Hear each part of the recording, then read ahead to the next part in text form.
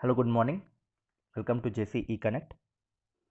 So, in the last class, we have discussed about electric arc welding, which is one of the fusion type of welding. So, today we'll be dealing with another type of fusion welding, that is gas welding. So, gas welding is one of the oldest methods of fusion welding process, which is used from many years and which is widely used for melting the metal. This type of gas welding equipments are simple and cheap.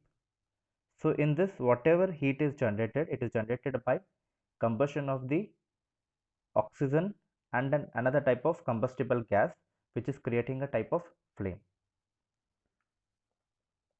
So which is generating the heat.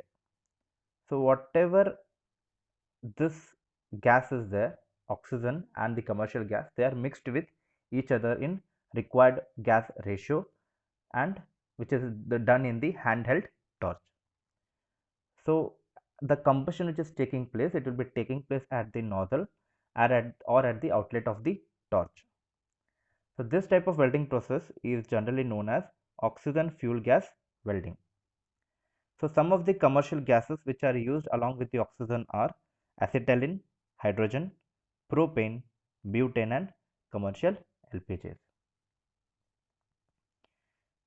So in gas welding, we are going to deal with oxygen acetylene welding. So oxyacetylene welding.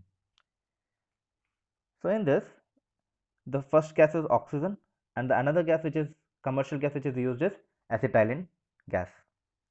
So when these are mixed together in a required proportion or in the right proportion in the welding torch and it is ignited at that point, so the flame is produced at the nozzle tip. This flame is known as oxyacetylene flame. When this flame is used to weld for welding purpose, that is known as oxyacetylene welding. So whatever temperature is attained by this oxyacetylene flame is about 3200 degrees Celsius, which is having the ability to melt all the commercial metals. Thus, whatever there is a complete bonding is there of the joining metals can be achieved during this type of welding. So this is the setup of the oxyacetylene welding. So we'll first see the equipments. So equipments are, there are two cylinders, one is oxygen cylinder and one other is acetylene cylinder. These are maintained at high pressure and with along with the pressure gauges. It is having two rubber tubes from each cylinder which is connected to the blowtorch, and these are supplied to the blowtorch separately, and in the blowtorch they are mixing with each other and coming out of the nozzle of the blowtorch as a flame, and where the combustion is taking place through the nozzle, the flame is coming out and the combustion is taking place in the blowtorch. These are the equipments.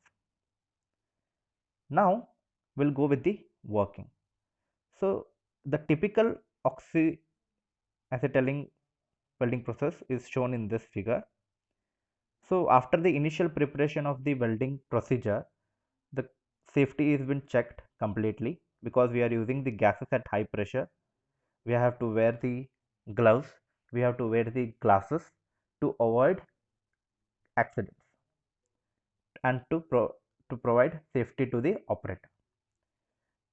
So the pressure regulators which are fitted to the oxygen and the acetylene cylinders are adjusted such that it is drawing both the gases in the required proportion into the blowtorch.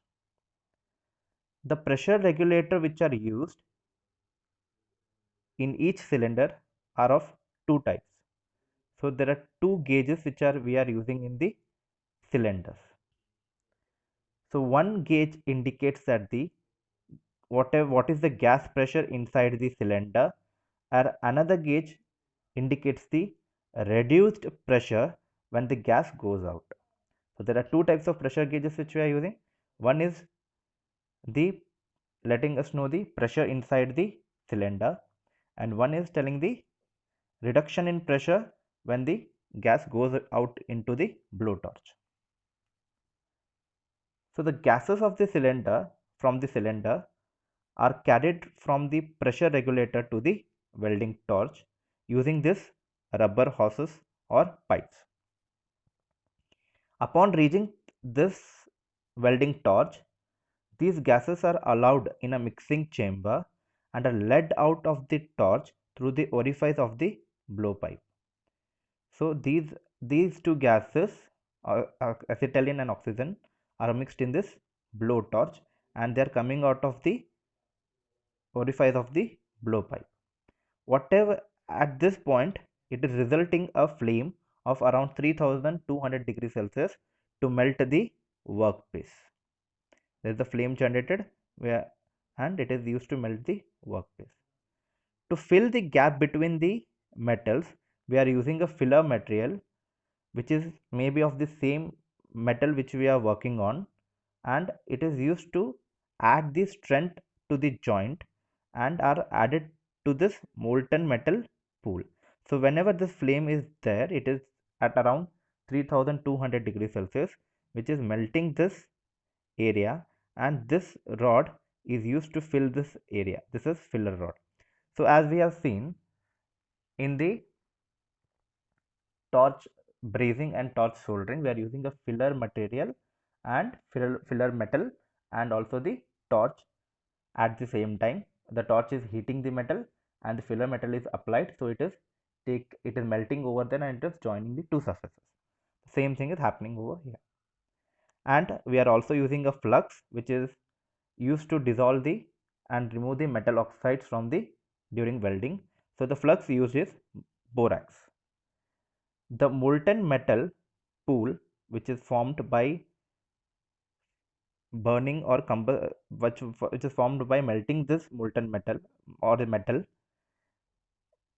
contains the molten metal of the filler rod and the workpiece, which gets solidified from a to form a welded joint after it gets cooled. Okay, so this is the working of the oxyacetylene welding. So we'll just discuss it again. So in the whatever equipment I have said, it consists of two large cylinders which consists of oxyacetylene gas separately maintained separately. So one containing oxygen at high pressure and another containing dissolved acetylene also at high pressure. It contains the rubber tubes to connect from the cylinder to the torch, pressure regulators to maintain the pressure inside the cylinder, and to check the pressure inside the cylinder when the gas goes out of it, and a blowtorch. The oxygen and the acetylene are supplied to the blow the torch separately, where both of them get mixed and come out of the nozzle of the blowtorch. The working is, the diagram is as shown in the previous slide. The initial preparations are done, that is the safety and the complete setup of connections. The pressure regulators are maintained for the both the cylinders. The pressure regulators are using two gauges. One is one which indicates the pressure inside the cylinder, and another one which indicates the pressure which is going out of the cylinder. So the reduction of pressure is measured from the pressure gauge. The gases from the cylinder are carried away from the pressure regulator to the welding torch through hose pipes or the rubber hose pipes.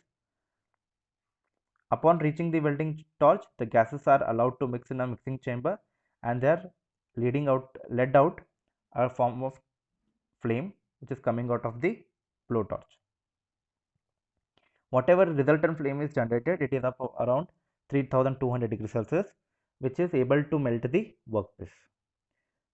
To fill up this gap between the workpiece, we are using a filler rod or a filler metal, which is mostly made up of metal similar to that of the workpiece, which is added to the molten metal pool. We are using a flux which is such as a borax to dissolve the metal oxides and to remove them. The molten metal pool that contains molten metal of the filler rod and the workpiece solidifies to form a welded joint. So the advantages of this type of welding procedure or processes, these are widely used in manufacturing activities. It is a low cost equipment and low cost of maintenance of this equipment.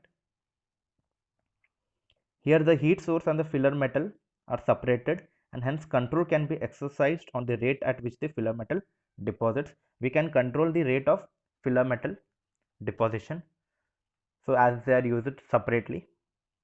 The rate of heating and cooling is slow, so this helps in retaining the structural homogeneity. The equipment is portable and multifunctional.